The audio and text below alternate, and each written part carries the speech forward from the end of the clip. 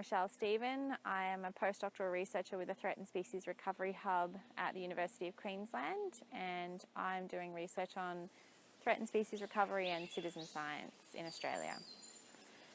So this afternoon we're here at Bellthorpe State Forest, which is also connected to Bellthorpe National Park and other national parks in the Sunshine Coast hinterland region. The area is comprised of a mixture of wet eucalypt and subtropical rainforest here in southeast Queensland, and it's also thought to be some of the last remnant habitat for the Coxen's fig parrot, which is listed as endangered on the Australian legislation and also state legislations for Queensland and New South Wales. So the Coxen's fig parrot is a really cute little bird. It's about 14 centimetres long, so quite small, predominantly emerald green in colour with some blue and red markings depending if it's the male or the female. They, as the name suggests, actually forage a lot on figs and other rainforest fruit plants. So they're most often going to be seen in the canopy of the rainforest, which can make spotting them very challenging when they're so small and they're so high up.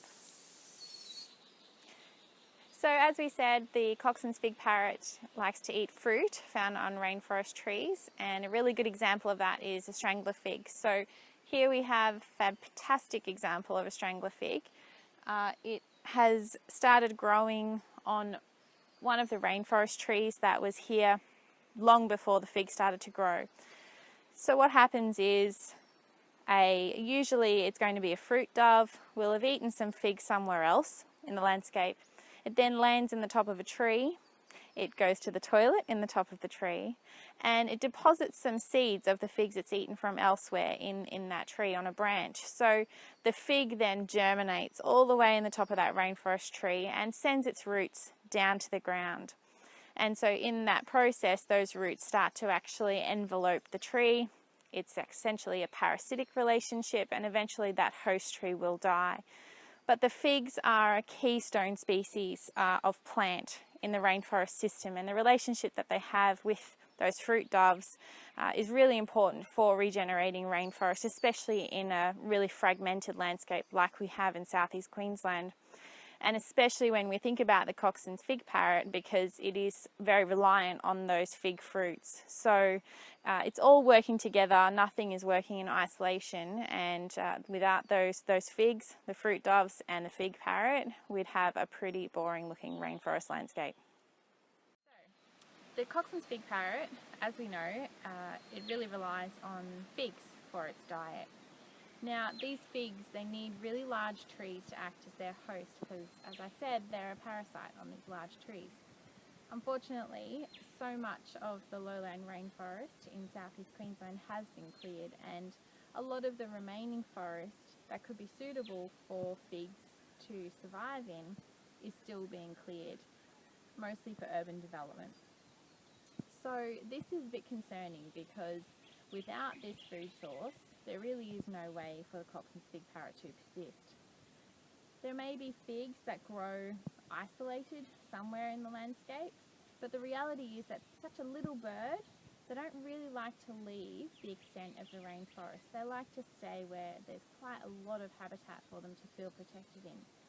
So when we have these isolated patches, they aren't really big enough for these species to persist in, and they're disconnected from other large areas of habitat. We call that fragmentation, and there is a lot of fragmentation now happening in southeast Queensland as a result of this historical clearing, which makes it very hard for these species to move across the landscape, to find new places to forage, and to meet new mates as well and keep the population going. So basically a fig, and this is about the size of what our native figs are that these little birds like to feed on, looks a bit like this. This is actually a dried one from my muesli mix, but it's a fig. It gives you a nice idea. So this is a dried one. They're usually a bit more fleshy than this, and so the parrots, they just love to get in there.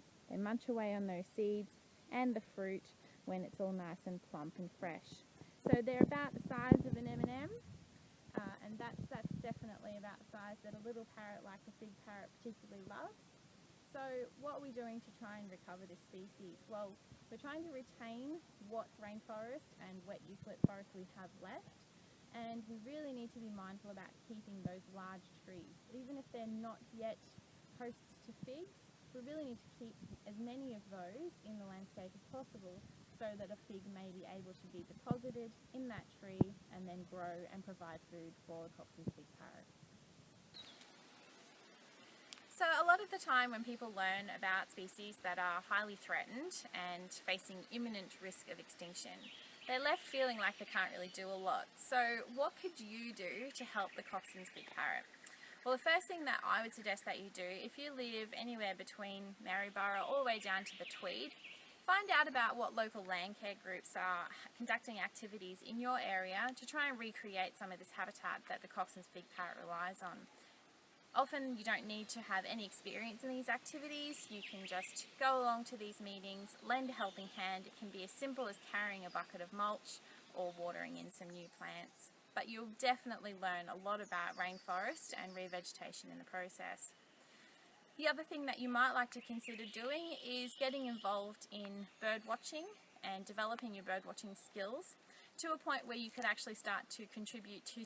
So the better developed your skills are at identifying birds, learning about how they interact with the environment, the better able you'll be to head out and start to actually help us fill some of the gaps that we have in our data records for these threatened species.